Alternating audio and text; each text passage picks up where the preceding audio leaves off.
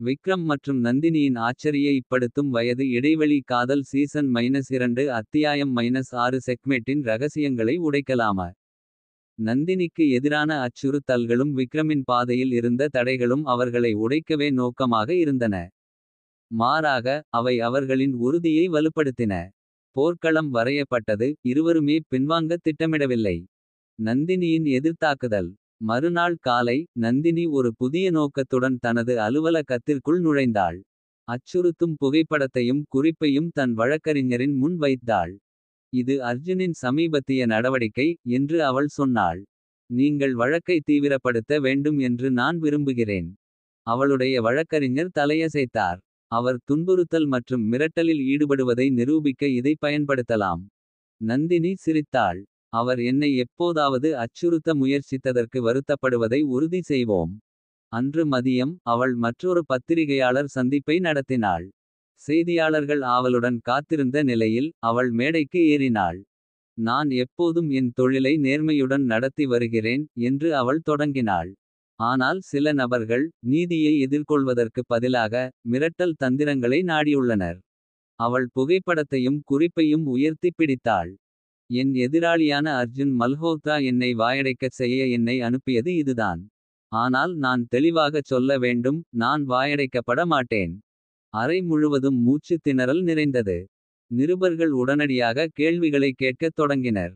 இந்த ஊழல் இனி வெறும் வணிகத்தை பற்றியது அல்ல, அது இப்போது ஒரு முழுமையான போராக மாறியது. மருத்துவ வாரியத்திற்கு எதிரான விக்ரமின் போராட்டம். இதற்கிடையில் விக்ரமும் அமைதியாக இருக்கவில்லை. மருத்துவ வாரியத்திடமிருந்து அழைப்பை பெற்ற பிறகு அவர் தனது பார்வையை பகிர்ந்து கொண்ட சில மரியாதைக்குரிய மருத்துவர்களை தொடர்பு கொண்டார். அன்று மாலை ஒரு சிறிய ஓட்டலில் அவர்களை சந்தித்தார். மூத்த மருத்துவரான டாக்டர் ராஜன் முன்னோக்கி சாய்ந்தார். மருத்துவமனை அரசியலின் கட்டுப்பாட்டிற்கு வெளியே ஒரு மருத்துவமனையை தொடங்க விரும்புகிறீர்களா. விக்ரம் தலையசைத்தார். நோயாளிகள் முதலில் வரும் இடம். அதிகாரத்துவம் இல்லை, ஊழல் இல்லை, உண்மையான மருத்துவ பராமரிப்பு மட்டுமே. அவர் தொடங்குவதற்கு முன்பே அவரை தடுக்க வாரியம் முயற்சிக்கிறது என்று டாக்டர் மீரா மேலும் கூறினார். டாக்டர் ராஜன் சிரித்தார். அப்படியானால் அவர்கள் தோல்வியடைவதை உறுதி செய்வோம். கூட்டத்தின் முடிவில் விக்ரம் 3 மூத்த மருத்துவர்களின் ஆதரவை பெற்றிருந்தார். இந்த சண்டையில் அவர் இனி தனியாக இல்லை. பிரேக்கிங் பாயிண்ட் அன்றிரவு விக்ரம் வீடு திரும்பியபோது பால்கனியில் நந்தினி தனக்காக காத்திருந்ததைக் கண்டார். அவள் கையில் ஒரு கிளாஸ் மது இருந்தது. அவர் அவளை நோக்கி நடந்தார். இன்று நீங்கள் ஒரு துணிச்சலான நடவடிக்கை எடுத்தீர்கள். அவள் சிரித்தாள். நீங்களும் அப்படித்தான். அவர் மூச்சை வெளியேற்றினார். பலகை இன்னும் என்னை பின்தொடர்ந்து வருகிறது. ஆனால் எனக்கு இப்போது கூட்டாளிகள் உள்ளனர். அவள் அவன் பக்கம் திரும்பினாள். அவள் கண்கள் அவன் கண்களை தேடின. அடுத்து என்ன செய்ய நீங்கள் தயாரா. அவன் அவள் கையை பிடித்து தன் விரல்களுடன் தன் விரல்களை பிணைத்தான். நீ என் பக்கத்தில் இருக்கிறாயா. எப்போதும். நகர விளக்குகள் தூரத்தில் மின்னும்போது கடினமான போர்கள் இன்னும் முன்னால் இருப்பதை அவர்கள் அறிந்தார்கள். ஆனால் ஒன்றாக அவை அசைக்கப்படவில்லை. போர்க்களம் வரையப்பட்டது, இறுதி நகர்வுகள் தொடங்கின. அர்ஜுன் தனக்கு கட்டுப்பாடு இருப்பதாக நினைத்தான். ஆனால் அஞ்சலியின் துரோகத்தாலும் விக்ரமின் வளர்ந்து வரும் ஆதரவாலும் அலைகள் மாறிக்கொண்டிருந்தன. கேள்வி என்னவென்றால், இறுதி அடியை யார் அடிப்பார்கள். நந்தினியின் மாஸ்டர் ஸ்ட்ரோக். நந்தினி நேரத்தை வீணாக்கவில்லை. மறுநாள் காலை அவள் தனது சட்டக்குழுவை அழைத்து அஞ்சலி கொடுத்த ஆவணங்களை ஒப்படைத்தாள். அவளுடைய வழக்கறிஞர் அவற்றை ஸ்கேன் செய்து ஒரு சிறிய விசில் ஊதினார். இது மோசடி, வரி மோசடி மற்றும் பணமோசடிக்கான உறுதியான சான்று. இதன் மூலம் அர்ஜுன் தனது நிறுவனத்தை இழக்க மாட்டார், அவர் சிறைக்கு செல்லலாம். நந்தினியின் கண்கள் கூர்மையாக இருந்தன. உடனடியாக வழக்கை தாக்கல் செய்யுங்கள். மேலும் ஊடகங்கள் முதலில் கதையை பெறுவதை உறுதிப்படுத்திக் கொள்ளுங்கள். மதியம் தலைப்புச் செய்திகள் எல்லா இடங்களிலும் இருந்தன. தொழில் அதிபர் அர்ஜுன் மல்ஹோத்ரா நிதி மோசடிக்காக விசாரணையில் உள்ளார். சில மணி நேரங்களுக்குள் அர்ஜுனின் நிறுவன பங்குகள் சரிந்தன. முதலீட்டாளர்கள் வெளியேறத் தொடங்கினர். அவரது கண் முன்னே அவரது பேரரசு நொறுங்கிக் கொண்டிருந்தது. விக்ரமின் இறுதி நிலைப்பாடு.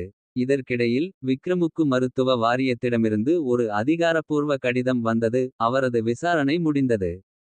அவர் அதை உறுதியான கைகளால் திறந்து தீர்ப்பை படித்தார். டாக்டர் மீரா அவரை பார்த்தார். சரி, அவரது முகத்தில் ஒரு மெதுவான புன்னகை பரவியது. அவர்கள் எனக்கு ஆதரவாக தீர்ப்பளித்தனர். நான் என் கிளினிக்கை திறக்க சுதந்திரமாக இருக்கிறேன்.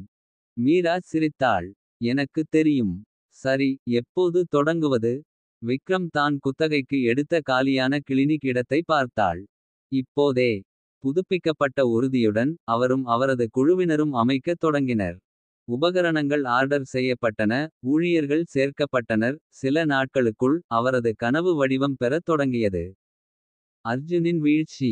அன்றிரவு அர்ஜுன் நந்தினியின் அலுவலகத்திற்குள் நுழைந்தார். அவரது கண்களில் கோபம் எரிந்தது. நீ வெற்றி பெற்றாய் என்று நினைக்கிறாயா? அவர் முனகினார். நான் கட்டிய அனைத்தையும் நீ அழித்துவிட்டாய். நந்தினி தனது நாட்காலியில் சாய்ந்து முற்றிலும் அமைதியாக இருந்தாள். இல்லை அர்ஜுன். நீ உன்னையே அழித்துக் கொண்டாய். உலகம் அதை பார்க்கிறது என்பதை நான் உறுதி செய்து கொண்டேன். அவன் கைமுட்டிகள் இறுகின. ஆனால் அவனால் எதுவும் செய்ய முடியாது என்பதை அவன் அறிந்திருந்தான். போலீசார் ஏற்கனவே விசாரித்துக் கொண்டிருந்தனர். அவனது கூட்டாளிகள் அவனை விட்டு விலகிச் சென்று கொண்டிருந்தனர். இதற்கு நீ வருத்தப்படுவாய் என்று அவன் துப்பிவிட்டு வெளியே வந்தான். வெற்றியின் கனத்தை உணர்ந்த நந்தினி மூச்சை வெளியேற்றினான். அது முடிந்துவிட்டது. ஒரு புதிய ஆரம்பம். அன்று மாலையில் விக்ரம் நந்தினி அவர்களின் பால்கனியில் நின்று கீழே நகரத்தை பார்த்து கொண்டிருப்பதைக் கண்டான். அவன் அவள் பின்னால் நடந்து சென்று அவள் இடுப்பைச் சுற்றி தன் கைகளைச் சுற்றிக் கொண்டான். முடிந்தது. அவள் முணுமுணுத்தாள். அர்ஜுன் முடிந்தது. என் மருத்துவமனை திறக்கப் போகிறது. விக்ரம் மேலும் கூறினார். அவள் சிரித்தபடி அவன் பக்கம் திரும்பினாள். நாங்கள் சாதித்தோம். அவன் அவள் முகத்தை மெதுவாக கவ்வினான். இனி சண்டைகள் இல்லை. இனி அச்சுறுத்தல்கள் இல்லை. நாங்கள் மட்டும். அவன் சாய்ந்தபோது அவர்களின் உதடுகள் ஒரு ஆழமான நீடித்த முத்தத்தில் சந்தித்தன. இது ஒரு போரின் முடிவு மட்டுமல்ல. இது ஒரு புதிய அத்தியாயத்தின் தொடக்கமாகும். அன்பு, மன உறுதி மற்றும் தைரியம் வென்ற ஒன்று. விக்ரம் மற்றும் நந்தினியின் ஆச்சரியப்படுத்தும் வயது இடைவெளி காதல் சீசன் -2 அத்தியாயம் -7 தொடரும்.